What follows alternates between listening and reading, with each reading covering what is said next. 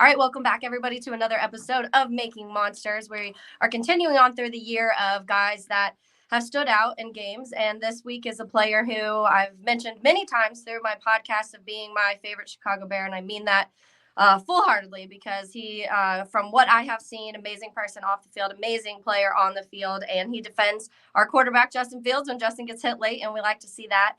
So this week is on Teven Jenkins. Teven Jenkins this week, I'll just go through some of the numbers of why I've picked Teven. And if you're watching the Bears games, you already know why we're picking Teven Jenkins. But according to PFF, he's the fifth highest guard in the entire NFL when it comes to that position. Let's also mention he's had to jump back and forth between left guard, right guard. He also missed some time from injury and came back, went full speed into the game, no hesitation. He has the fifth lowest blown block rate. He has allowed 0 sacks, 0 blown pass blocks, which is obviously what you want to see.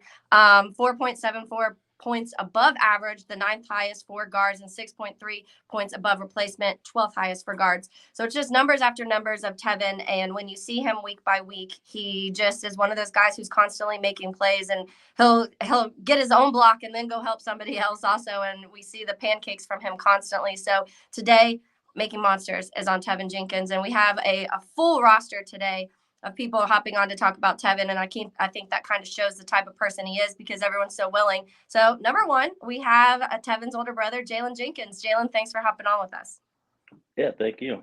Yeah, so obviously I want to get to the football side, but I think a very important part of your lives happened when you were younger, and I'm sure that shaped the type of people you guys are. You lost your mom to breast cancer when I think Teven was 8. How far apart are you guys? 4 years apart. So Okay. I was 12. Yeah. Okay. So tell me a little bit about that. Obviously, that's an experience that really kind of forms the type of person you become as you get older, and people can take that different ways. How did you and Teven, kind of use each other to get through that situation? Yeah. Obviously, it was an extremely tough time.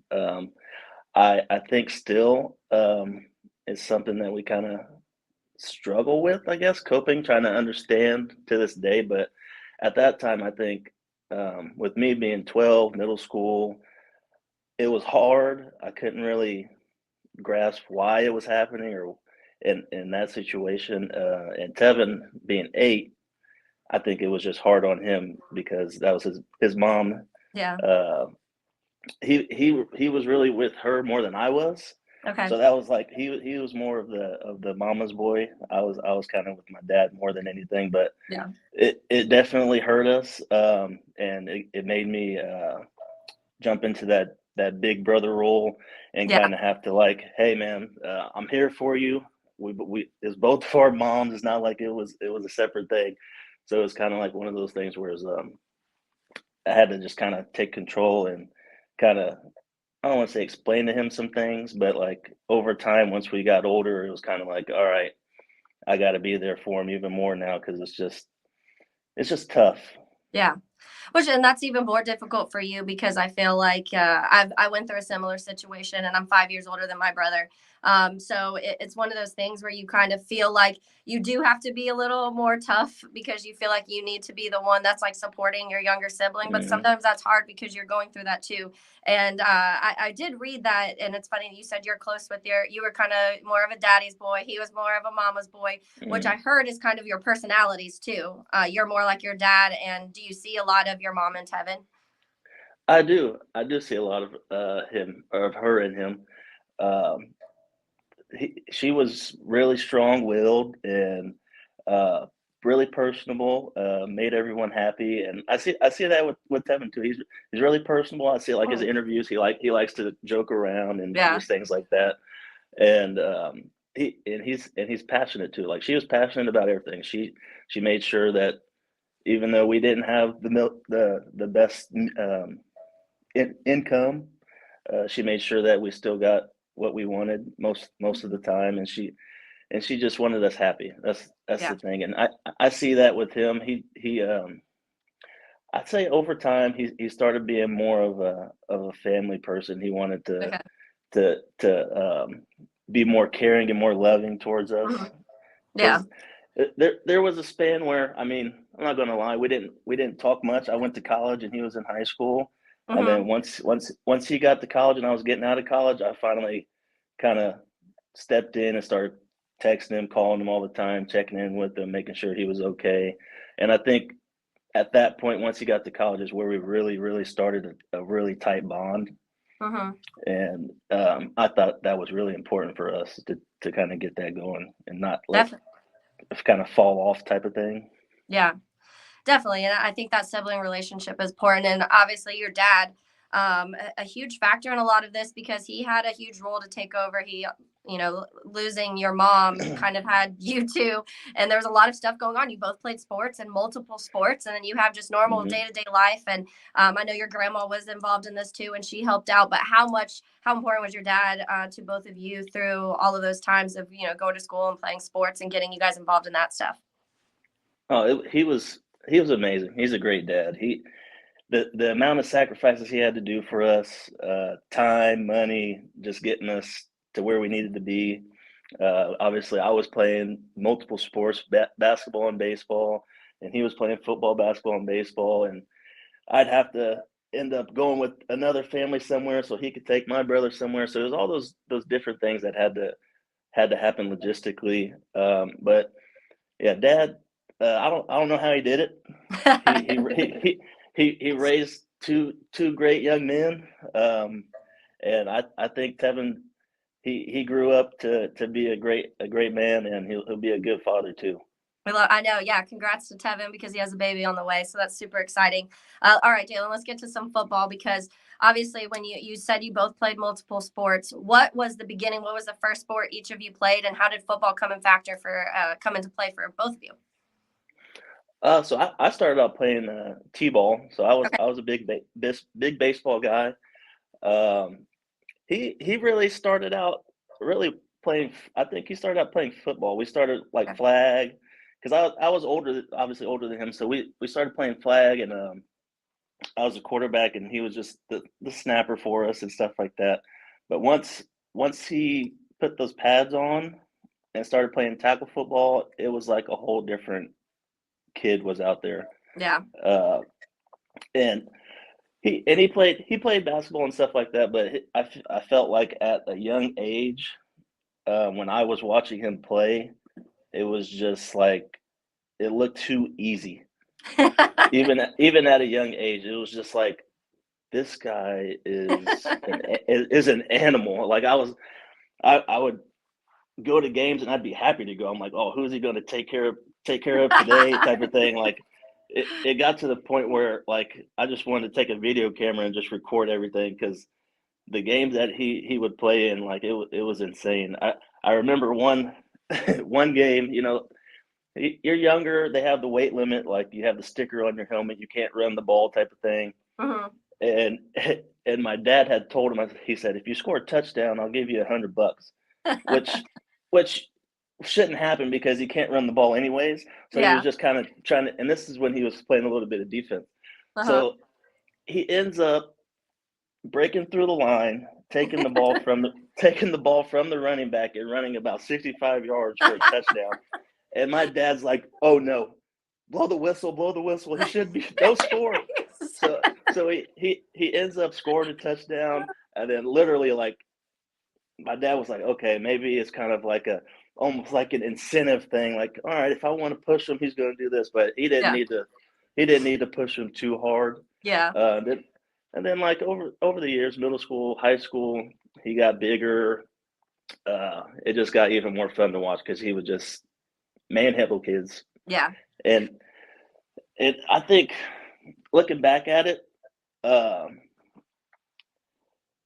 I didn't think he would transition the way he did from high school to college to the NFL, doing Hmm. the exact same things that he started doing to people when he was Yeah. younger. Yeah. And it kind of, I don't want to say it shocks me, but it opens my eyes and it's like, okay, he might be the real deal type of thing. Like he is doing the same things he's done since he was younger. The kid. Yeah. Was he always playing those line positions, whether it was D line or offensive line? Yeah, he was always on the line, Okay. but he always had that sneaky speed. Uh, he would track running backs down when he'd be on defense, type of thing. It was Yeah. pretty fun to watch. But yeah, he didn't really play any skilled positions. I mean, he played first base in high school and stuff like that. But Yeah. yeah. So when you guys were growing up, obviously, I know you said there was a period of time that maybe you didn't talk a lot, but was there still like a competitiveness factor between you two growing up, maybe elementary, middle school? Yes, Yeah. there definitely was. Um, I most of the time I'd have to drag him out of the house so he could come out and we could play some basketball in the street or just play catch because usually Video I'm just gamer. gonna stay I'm gonna stay inside and play Xbox. So and in our neighborhood when we moved in there had to be at least 20 kids in the neighborhood. So we'd always play street football or go to Yeah. the big field and play. And no one knew I had a brother because he stayed inside and played video games all the time.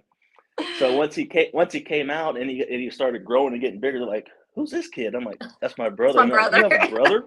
You have a brother?" And I'm like, "Oh God."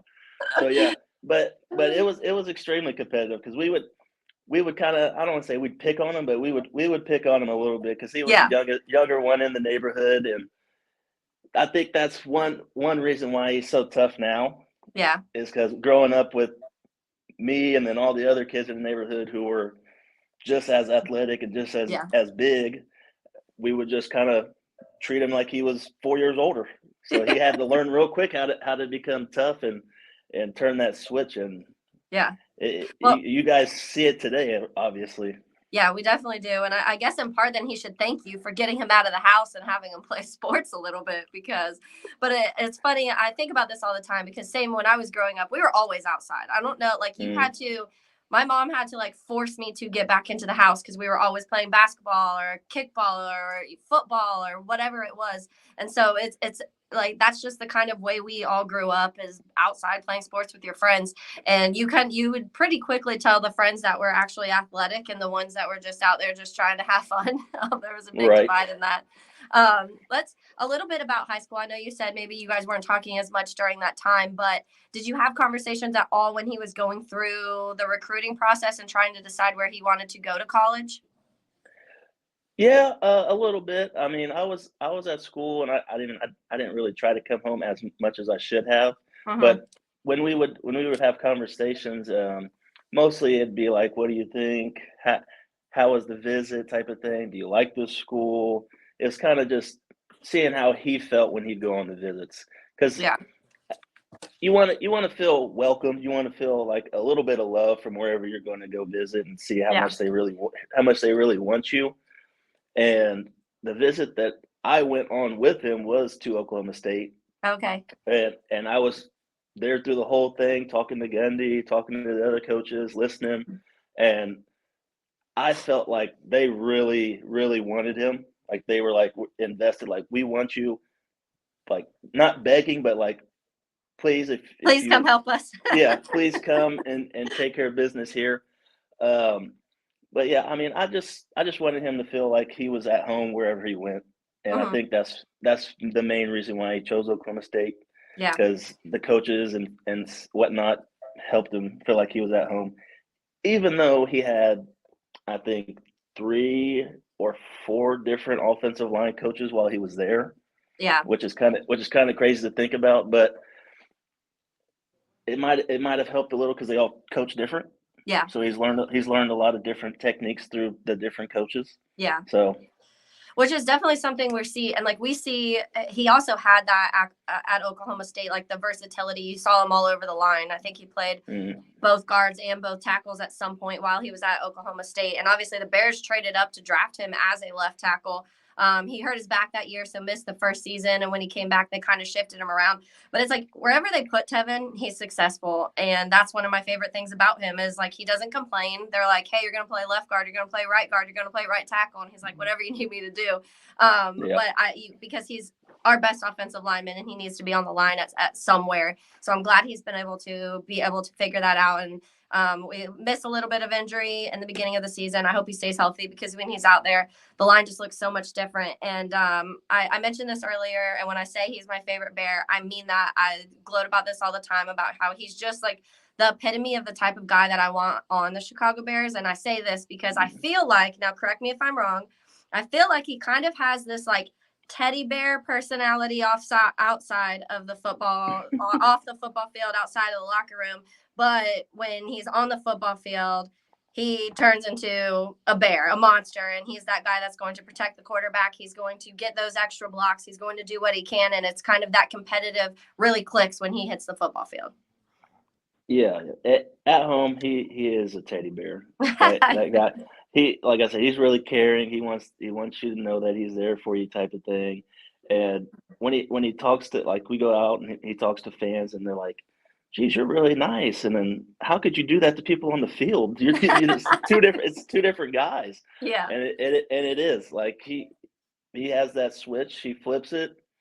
And I remember, like, college, like, I'd ask him about, like, plays, like, why'd you do that to this guy? Like, that was a little too much. And he was like, what? What are you talking about? And I'm like, yep. He flipped the switch and he just was going crazy that game. Like, Yeah. it's one of those things, like, not everyone has it. No, definitely not. Not everyone has it, and it's a good tool to have. But yeah, he's definitely a teddy bear. I love it. And it's funny because when he was coming back from injury this year, he posted the video, a picture on Instagram, and I think it was like Dragon Ball Z or something. That's not my realm of familiarity, but and so I was like, this must be good. So I screenshot it, sent it to a friend that I knew did watch Dragon Ball Z, and I was like, hey, what does this mean? And he was like, that means Teven's ready to go. And I was like, all right, let's go.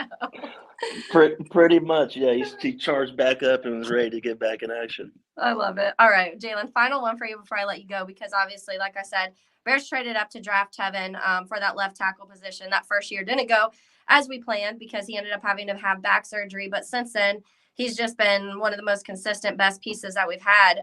But what were his feelings at first when being drafted by Chicago, and kind of some of this process the last few years that he's been here, having to move around a little bit, coaching changes, quarterbacks trying to figure out all of that stuff? What's been his feelings towards Chicago?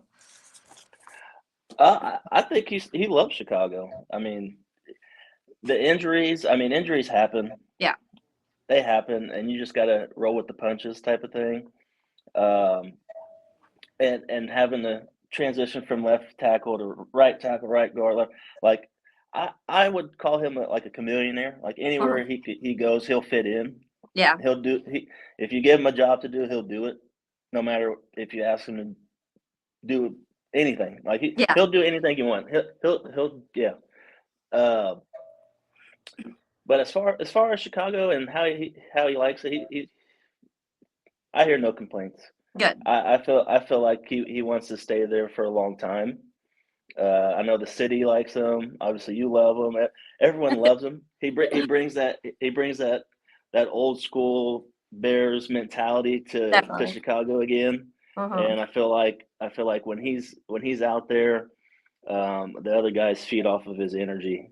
Yeah. I feel like it's something, like I said, not everyone has, and when you do have someone that you're playing with that has that, it just makes you want to play even harder as well. Yeah. Oh, I agree. And we see that out of him. And we kind of even had joked recently because the center position in Chicago, I don't know if I'm guessing you watch every game. Yeah. There was the game a few weeks ago. I want to say it was the game Justin got hurt, actually, and like 4 snaps went over Justin's head. And I was like, I wonder if Teven can snap the ball, because I feel like if you'd put him there, he'd be successful too, because that's just kind of the vibe you get from Teven Jenkins. Right. He probably could give him a few practice snaps on the sideline. I'm sure he can get it taken care of. All right. Well, Jaylen, thank you so much for hopping on. I really appreciate it. It's a great story between you two, and I'm glad you guys kind of like found your way back to each other, because having your sibling be able to be close and like be your supporter and your best friend is a good thing to have. So thank you so much, and I hope you have a good rest of your day. Yeah, thank you. Thank you.